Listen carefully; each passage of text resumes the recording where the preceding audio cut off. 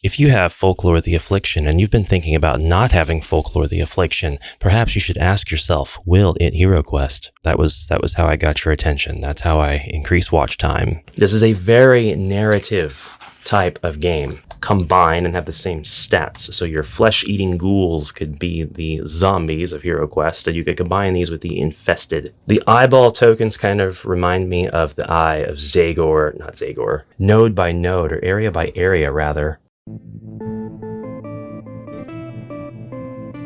Folklore the Affliction is a game designed by Will Donovan and Nick Blaine, published by Greenbrier Games. It is a game for 1 to 5 players, 60 to 90 minute sessions, ages 14 and up, and I've decided it's not for me. That isn't to say that it's a bad game. This isn't a review of the game whatsoever. This is more of a review of my own preferences. We've got some crunchiness that is generally attributed to RPGs, and that's because this is a board game that is very, very close to just being a TTRPG.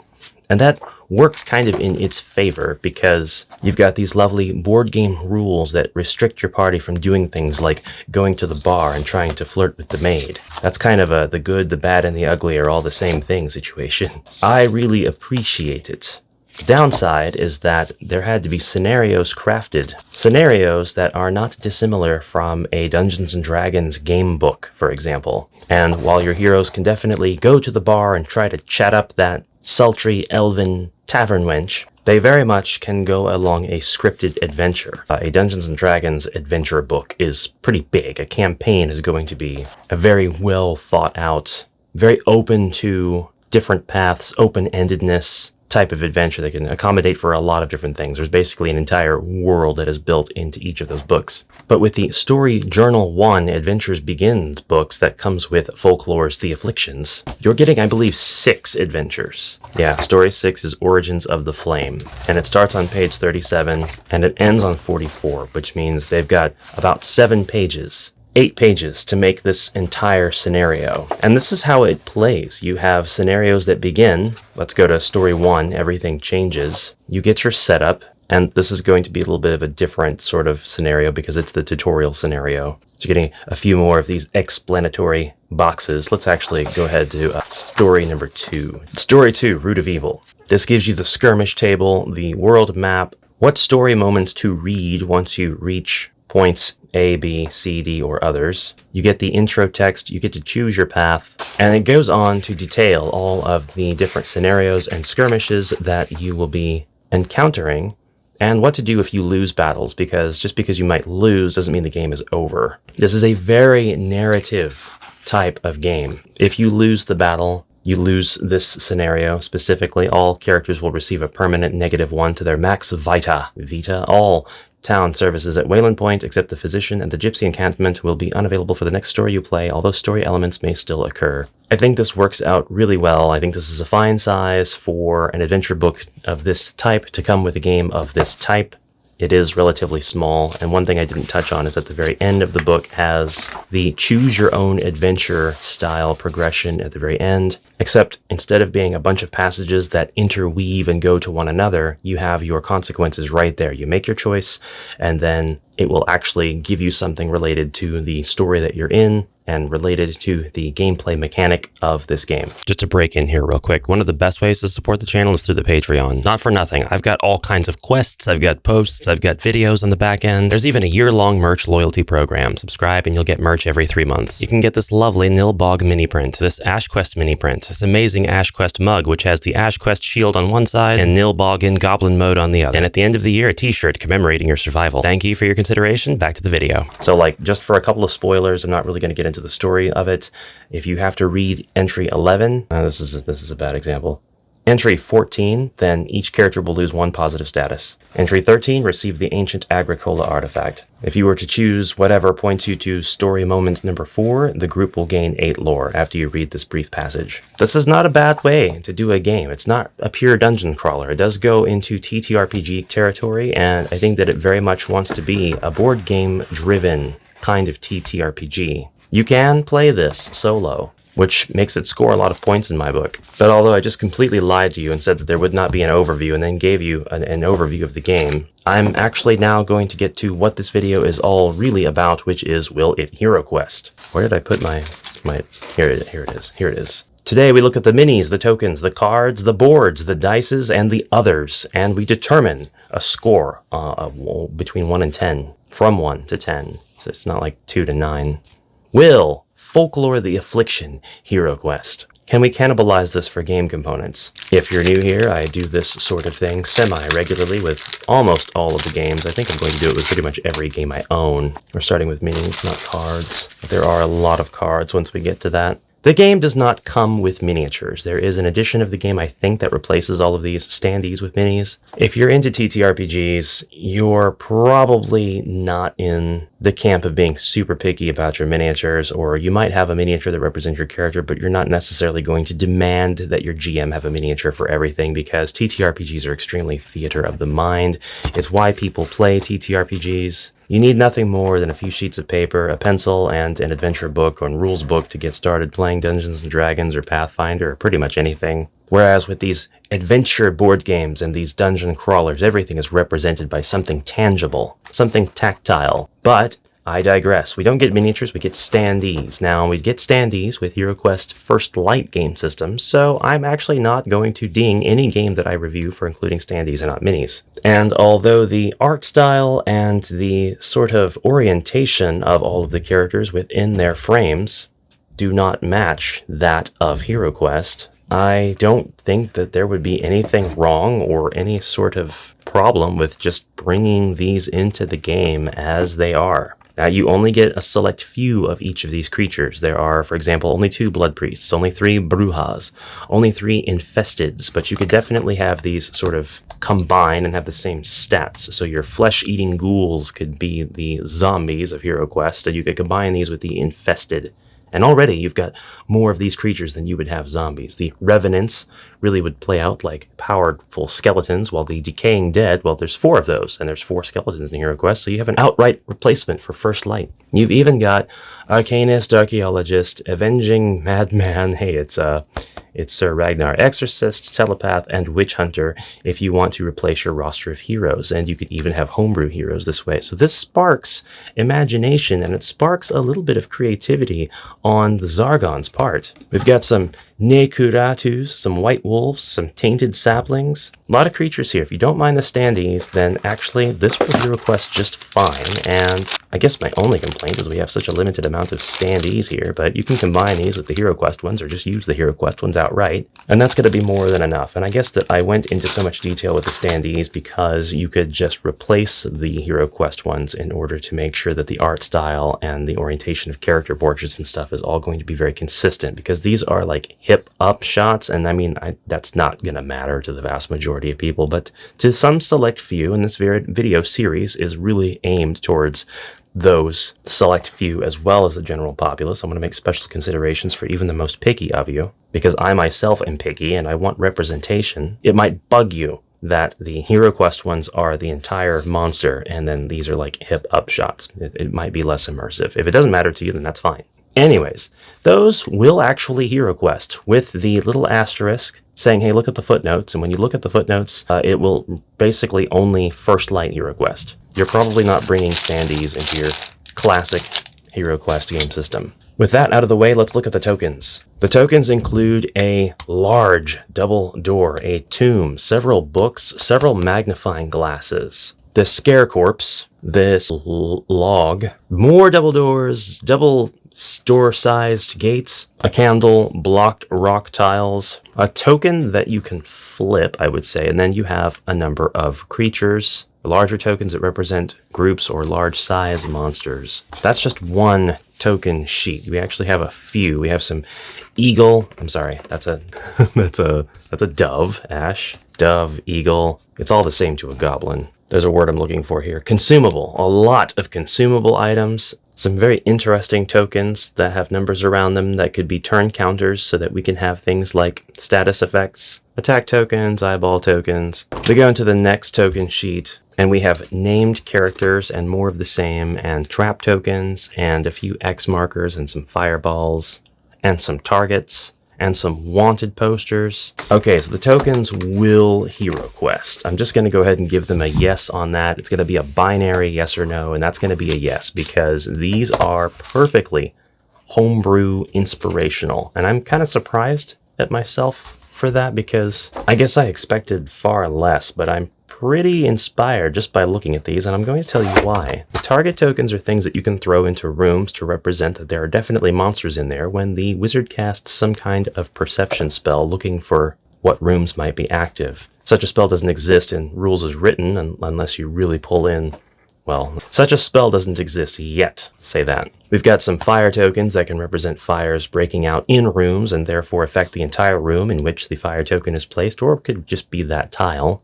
There are enough of them to go ahead and build an encroaching wall of flame that ever expands. I'm not sure what this thing is, a sundial? A sextant? A compass? I think it's just a compass. You could have these placed, and you could have these point in the general direction the hero's goals must be, or to the next compass, which will then point to the next compass, which will then point to the next compass, or the goal of the entire quest. Trap tokens are for placing down so that the heroes kind of remember where the traps are in the dungeon. You could give these to the heroes, and when you point to the trap, you could have them go ahead and place the token down. Put that onus, that responsibility on them. Your responsibility is just pointing it out. If they look away and then they look back and they're like, hey, which one did you point at? You say, boom, do the search action again. Wanted posters can be tokens that are placed in rooms where a boss monster is going to be, or an optional boss monster, something that's going to have a side quest objective met effect. You could definitely have bounties in between quests. You could get these bandages off of mummies. They could drop them, and you could heal your wounds with them.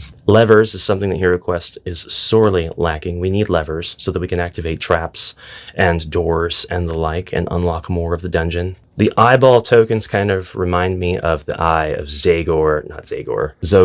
I can't keep all of my Z sorcerers straight. The eye of Zogar. Zogar's Gaze, rather, being a game from Grey Gnome Games. A little shout out to Grey Gnome there, but these are tokens you could place in dungeon rooms that would indicate that Zargon, this would be the Eye of Zargon in this case, is looking for the heroes. It's kind of like the Eye of Sauron, but much more limited in purview. We're having this eyeball placed on rooms, and now if the heroes enter, Zargon will know that the heroes are there and the alarm can sound. Or perhaps this is a different wizard, or perhaps it's just in general there is some kind of mechanism by which the monsters are able to view the happenings in a given room. I don't know what to do with these dove eagles. You can pick up stakes to drive through the hearts of vampires. You can pick up healing potions. You could turn this dial every time you use one of its sips, or you could just go ahead and have this healing potion dial set to the amount of healing that it can provide to the body points. The torches are always a great mechanic if you can think of how to light up a passage in HeroQuest, or you can have some kind of torch mechanic that would stay the darkness, and darkness can have a definite effect on the traps involved. I don't know if this is supposed to be like a genie's lamp or if this is supposed to be for light purposes, but you could use it for either. We can ignore the shields, or we could go ahead and have shields, and then if you have a shield and you get hit by an attack, you can go ahead and give up your shield token to cancel the effects of the attack. The double doors are a no-brainer. These need to exist in HeroQuest regardless, and we have them with the Against the Ogre Horde expansion, sorta, kinda, but we just have the two, and they're big old gates only used sparingly. The magnifying glass tokens have always intrigued me. I think that they're great things to place in rooms where you know there has to be a specific thing you've got to find, or you can have the players place magnifying glass tokens down to indicate they've got to revisit that room, or you could have the token placed down to indicate the room still hasn't been searched of its traps, treasure, or secret doors. And if you really want to be evil, then you can place the magnifying glass token down as soon as the heroes open the door to the room and everything is placed in their line of sight, and you can take it away as soon as one of the heroes makes one of the searches. Or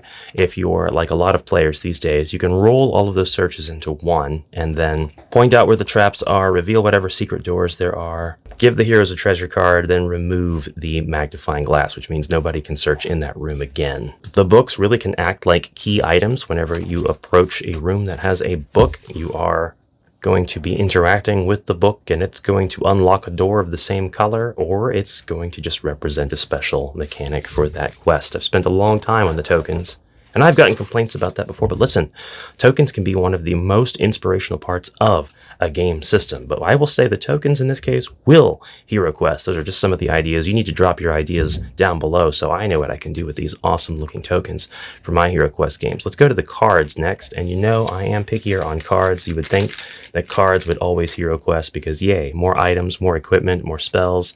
But I tend to approach these a little bit differently by looking at the cards and whether or not the information, not just the picture and the name of the thing, is really going to be compatible with the HeroQuest game system. These could be, first card that we look at, being from the equipment pack deck, Keyword Revenge, purchased at the Tinker. We have the picture of the boots. They're called high boots. Ignore movement penalties. They go on your feet. It's an enhancement. They cost 45 coins. They have a specific number. This is EQ24. I believe that these cards were not supposed to be shuffled, but basically sorted so that you can do deck searches very easily. So the book can say you get equipment card EQ 71, and then you can flip through here really fast and find 71. It looks like I didn't shuffle the majority of these, so we're still pretty safe. And by the way, the equipment pack might not come with everybody's Folklore. This is a special anniversary edition of Folklore. This is a physical replacement of the text-only character journal items and companions. So this is actually something that might not be in your Folklore game. This was something added instead of having to flip through tables of stuff, which I think is fine too. I mean, in this case, either one of them works. It's for more of a TTRPG type of environment and context. Next up, we have +2 might for the high laced leather sandals. These cost 30 coins. They are an enhancement. They go on the feet. So far, I'm seeing that this is pretty compatible, surprisingly so, because you can have named body parts and you can make sure that your heroes are only equipping things to those body parts. 1 for the head, 2 for the arms, 1 for the feet, 1 for the waist, 1 for the chest. This is the Stitching Kit. Pass Ecology 5 while resting to allow any one character other than yourself to recover an additional 4 Vita. We got to do some work to translate this to HeroQuest terms. And it is here that I'm going to jump scare you with my face. And we're going to talk about translating terms over to HeroQuest. So you can be as pedantic as you want. But I'm very much in the camp of if you understood the meaning, then the communication has done its job. So I will go further with the card translation. Now these are leather and steel arm guards. They go on the arms. We can all agree that that is something that is actually part of HeroQuest. You do have parts that can go onto your heroes and they can't wear stuff of the same type. If your hero is wearing plate mail and you purchase or acquire some chainmail, you can't wear both of those at the same time on your character. I guess in real life you could have worn chain and then put plate over it, but that's beside the point. You can use the named body parts to put limitations on what the characters are wearing, and this is actually pretty handy because it gives you a visual confirmation, just a quick glance, and you can see what your character's got on and what you're kind of lacking. And this creates a psychological effect, a very minor one, where you see your character has got 2 arms, head, chest, and you think, I need some feet armor next. So now you're on the lookout for some feet armor. And what makes this kind of cool is you can introduce a sort of MMORPG inspired need or greed system if your players aren't really being super cooperative. Now, if any of those players find feet armor, this gets kind of weird that I landed on feet, what with it being the internet and all. Feet armor, they may agree. Okay, so this character, the elf, for example, needs the feet armor. Nobody wants to gaze at elf feet all day. Google, I hope you're not listening. I'm going to start getting YouTube ads for elf foot cream products. Elf is on the hunt for boots, though, and now all the heroes know that the elf needs boots. And if you're like the heroes in my parties, they'll give them to them pretty freely. Maybe there will be a little bit of bartering, like, well, you found 20 gold coins. Can I have those 20 gold coins? Instead of, pooling together their resources for the good of the party and ease of advancement, there's still a little bit of competition in some HeroQuest parties, and that's great, that's fine. But you could go ahead and have them all roll, and whoever rolls the highest number gets it. And if you're implementing a need versus greed system, well, the person who needs it is going to have advantage. You could have them roll 2 movement dice, and you could go ahead and have them just accept the higher number, while everybody else has to roll just 1 movement dice, and they have to accept whatever number they get if they're just being greedy. And if 2 characters are both in need of boots and 2 characters are not, those 2 can roll 1 die apiece, and the 2 that are in need of boots can roll 2 dice apiece and keep the higher numbers and re-roll on ties. Now, the keywords don't make any sense for HeroQuest as they are, but you could definitely have them make sense. We have keywords: lethal, psychic, science, magic. Magic appears on a lot of these. Holy appears on a lot of these.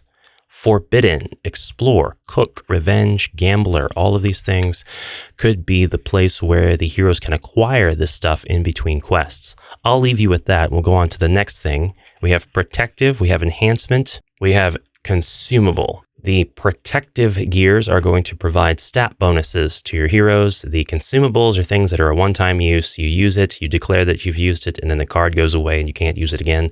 The enhancements, seem to provide us with increases to our skill bonuses, which HeroQuest does not have, but some homemade systems like MegaQuest introduce these systems to HeroQuest. This is a TTRPG thing mainly. You're going to get a set of traits, and in a lot of more advanced TTRPGs, each one of those traits will have a whole list of sub-traits, like Charisma would have maybe Persuasion. And if you have to roll for Persuasion, but you don't have any specific points in Persuasion, but you do have points in Charisma, then Charisma is going to be your modifier. But you could have additional points in Persuasion. And that really brings things down to a granular level when it comes to progressing your character that you've built. So it could be something that people who play HeroQuest are interested in, if there is a way for them to utilize those skills throughout the game. That will bring it closer to TTRPG territory, but as long as everything stays on the HeroQuest board and you're still playing through HeroQuest quests, you'll never feel like it's going to go beyond that. Backpack is an enhancement. This is +4 to the number of items you carry, and you can introduce a limitation on the amount of items your heroes can carry for your specific game. I think that'd be a great idea. The rope belt gives you +1 nerve. It is a waste, 45 coins, waste item, not that it's a waste of an item. Purchased at the market. The coin values are obviously going to be very helpful, although they don't really translate one-to-one to the gold value or the value of gold in HeroQuest. The chain link helm, for example, says +4 defense and +2 vita, and it is 60 coins. It's a lot harder to get coins in Folklore, or at least it's a lot harder to get these amounts of coins that allow you to buy this stuff as quickly or as early as you might be able to with buying items like the helmet in HeroQuest. And that is a massively overpowered helmet once you have translated it over to the HeroQuest world. So you may need to do some finagling, but we'll go back over to the overhead camera. For the most part, this is a strange one to land on. The steel girdle. It's this fleshy belly. The velvet bodice. +4 defense. Can you imagine having +4 defense from this? That's insane. And the wizard would be able to equip this. Book of Healing. Help one ally recover +1 vita when resting. That's such a small amount. I didn't even get to some of the weapons, but we won't. We will simply say that the cards will HeroQuest, but we'll put an asterisk there to look at the footnotes, and the footnotes say the cards will HeroQuest if you are willing to translate all of the terms. Now, this is kind of a cop-out because this is in most games, but I would say that there are definitely some games where the cards just don't. They don't lend themselves to anything helpful without a whole system changeover. In this equipment pack of cards, you definitely can take several of them out and have them HeroQuest as is. You don't have to have that sort of translation method for all of them. Okay, we're going to look at the next set of cards here, and we'll try to be a lot breezier. We have a lot of items, and these are going to be the exact same thing as the equipment pack. The Digger, +1 ecology, +1 to search rolls, range 2. Stuff that you'll have to translate. There's stuff in here that you won't have to translate, like the Salve. Restore 1d4 vita or cure fractured sickness or transform statuses. This is going to be very useful. It basically has the healing potion stats. It says 15 coins. This might be what you can sell it for instead of what you can buy it for, I think. The Fitted Gloves. Exhaust to re-roll a missed attack. And exhausting would be tapping the card. You're not losing the card.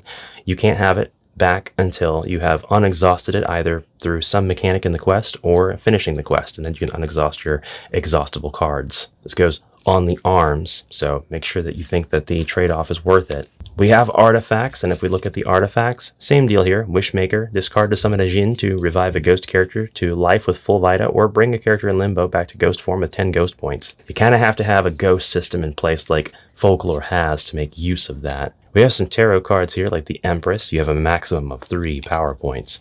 Or the Hermit, you may not have companions. Or the Chariot, +1 stride, -10 defense. These don't make a lot of sense in HeroQuest. The negative companions one does, but really, if you're playing pure, good old-fashioned HQ, you're not using animal companions. So the existence of that kind of brings this overall, yes they will, kind of no they won't, which I'll place squarely at a 6 between 1 and 10, down to a 5. We have ability cards, we have companion animals, and we have prayers. And we have rituals, so these are going to be things that, depend on the type of magic that your magic-wielding character can use. The power of the 4 winds fuel your movement. All characters become swift. Occult 7, this is the cloak of the wind. It is a ritual.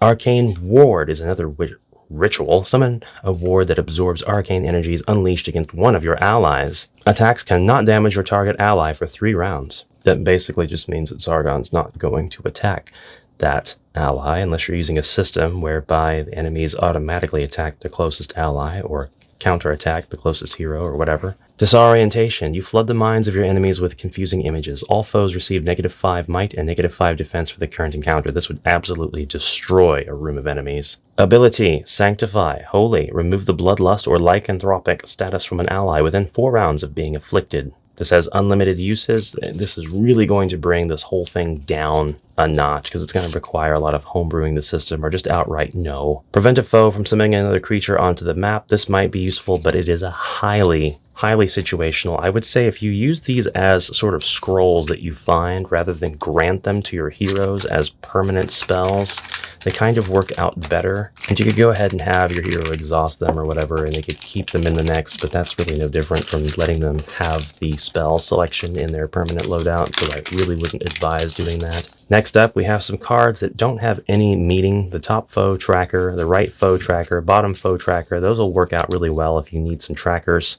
for your monsters, but I mean, you're really not going to need more than skull tokens, so disregard those. We have some meeples, well, a single meeple, and then 5 white cubes. I would say no, not useful. We have road events. The road events, I think, make for an interesting between quest mechanic, as well as the off-road events, and there are a few HeroQuest homebrew systems that do utilize this sort of in-between quest mechanic that could offer your heroes boons or banes depending on their luck. So we will spoil just a couple of these. One side of the card gives us the choice, the lore, and then the choice, and then the other side of the card will give us the consequences of the choice. So for Innocence Lost, the sun shone brightly as we journeyed. As we passed a small cave, we heard a faint whimpering from within. We entered to find a young woman sitting on the floor with her back against the wall. She cradled an injured arm. Looking destitute, she implored us to help her. Choice 1, try to heal her with an appropriate item or ability. Choose this only if you have the capability to do so. Or choice 2, take her as a companion in hopes of finding help in town. All right. It is not beyond the realm of possibility that you might not be using a hero that has a healing ability. It would be kind of dumb for you not to if you're playing HeroQuest with a full party, but you may also choose to just not do this. Anyways, let's say you choose one or the other. We'll read the consequences of both. Choice 1, our hearts went out to this young woman as we tended to her wounds. Use the necessary healing. The one who does rolls 1d6. The girl is healed. Gain 15 lore. This isn't going to matter a whole bunch unless you translate lore. 6, pass awareness 7. Now you have a success or a failure. Success, you see her bare her teeth as you draw close. Skirmish with a vampire. Draw close. Draw close. You are bitten by the girl. If you fail, a young vampire, unable to control her hunger, lose 1d4 vita and gain bloodlust 6 before she runs off into the sunlight and is destroyed. Choice 2, she pulled on a heavy black cloak and accompanied us. One character must take her as a mission companion and deliver her to a town physician within 4 rounds to gain 8 lore and a boon. If they do not, roll 1d6. This doesn't matter a whole lot. It's a lot more of that. Let's translate this to HeroQuest terms. You're going to have to make up mechanics and examples to get that going. 1 to 3, her skin grows pale and she can no longer control herself. The group skirmishes with a vampire. The skirmish counter at maximum. 4 to 6, she dissolves into a gray goo. A random character becomes transformed. This card is a no. It's just a no at my table because it's too much work. All of these are going to have skill tests that you have to pass, and they use keywords that are not present in the core game. The road events give you a day side, and you have to go ahead and just follow the instructions, and a night side. Go ahead and follow the instructions if it's night. For example, glitter. A glitter of light along the path caught my eye. The leader must pass awareness 7 to find an item. There are no consequences for failing this. At night, brigands. Traveling the road at night was dangerous, as we soon discovered. The leader must pass awareness 7 to notice brigands hiding among the trees. Skirmish with highwaymen. If you pass the check, reduce the skirmish counter by 1, but if you failed, increase it by 2. I do like that, and I think the cards are overall going to be good sources of inspiration, but at this point in time, the Will They HeroQuest meter is pretty low, so it's like a 3.5, maybe a 4. Finally, we have the enemy cards, and I'm just gonna go ahead and say no. I mean, look at this thing. We have the skirmish tables that allow you to... They're not tables, they're modifiers, they're counters. That's what I'm trying to say, and that's the word, Ash. Basically, this is an entirely different game system, and these cards are more giving you that game system.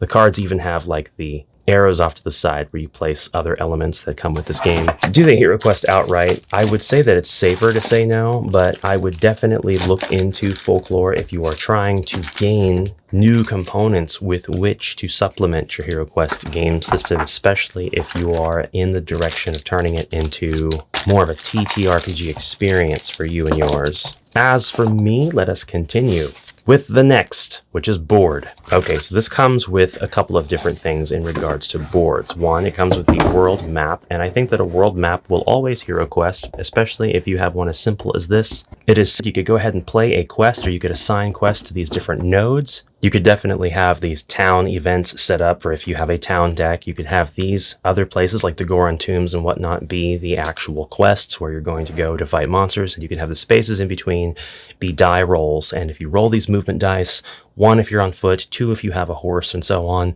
you can travel wherever you'd like. The party can go wherever they want. Have them vote. And if they want to do things like go off-road to take a shortcut to where they need to be, they won't be rolling movement dice. They'll just be traveling node by node, or area by area, rather. And then they would be drawing from the more dangerous off-road deck. This is something that has not really been done, I don't think. Somebody down below correct me if I'm wrong. I don't think that there's been a road and off-road system with a map, but these three things work really super well together. So this will definitely HeroQuest. Even if you go ahead and take away the off-road events and the road events and just have them roll movement, you don't even have to have them roll movement and make up your own stuff on the fly. You could just have them travel between quest and town, and quest and town, and town and town, and quest and quest. Next up, we have the map boards. This is Ian Schofield's beautiful dungeon maps. I forget which one this is, but it's the one that is irregularly sized. We have larger corridors than what is normal. We have the cutout in the corner, but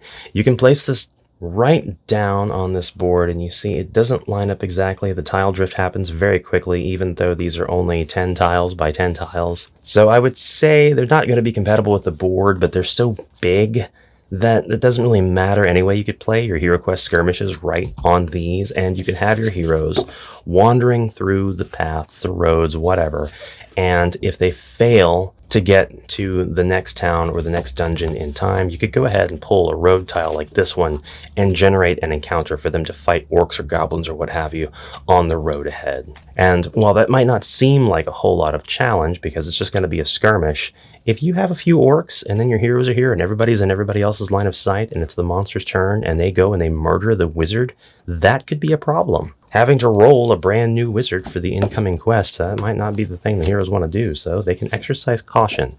And if they are off-road while you are having them travel between locations and they fail some kind of check, you can use pretty much any other one of these map tiles on which to put their skirmish. Now we have some larger tiles like this that come with Mega Quest Awakened. We'll shout out to Deathtone's Mega Quest. Already a HeroQuest homebrew and its kind of own game system. But I'm going to go ahead and give this a pass and say the boards all, yes, they will HeroQuest just fine. They're a little situational, I mean, but look, it's an outdoor tile. We don't have enough of those. Are you really going to complain to get a large outdoor tile? It's not even jungle themed. All right, next up is dice, and this does come with dice. Somewhere around here they are. Pretty typical TTRPG dice. I'm going to just say no, unless you are utilizing a TTRPG system with HeroQuest, in which case, yes. I haven't seen a whole lot of them that use beyond like the D6s and the combat dice, though. I think it's really smart to have a system that utilizes what already comes with the game instead of having to incorporate a bunch more stuff. But I would just ignore the dice altogether, to be completely honest with you. With that done, we have an other category. And I'm here to tell you that we've kind of passed over the other category while reviewing everything else we've gone through, because the other is very present in everything that's in Folklore, the Affliction. The other is the role play of it all. The town map, the skill checks that you have to pass. Yes, I'm moving things around because I guess I don't know exactly how I pulled everything out. Let's do it. Let's do it this way. There we are. There we are. There we are. All in all, though, I think that if you can get your hands on Folklore and it's not the game for you, but you're the type to cannibalize games in order to supplement playing pieces and such for other games, this does have some really cool stuff that will really fuel your creativity. The game has definitely got some heft to it. If you're a hardcore group of like D&D players, it's going to offer a pretty refreshing set of sessions, but with only 6 chapters, it's not going to go super far unless you start getting into the expansions and stuff. And I don't really know how deep and far they go. I just know that if I have the time to play a TTRPG, I'm probably going to play Dungeon Crawl Classics instead. And yes, while this does have the lovely railroading board game element, those are better served in the attempts that I shall make at homebrewing stuff for my other game systems. So, on a scale of 1 to 10, a very strict system, Folklore gets a Folklore, ooh, roar, I am a werewolf, out of 10. Thank you, brave heroes, for your kind attention. I hope to see you in the next exciting adventure. Until then, have a fantastic rest of your journey, and onward for now.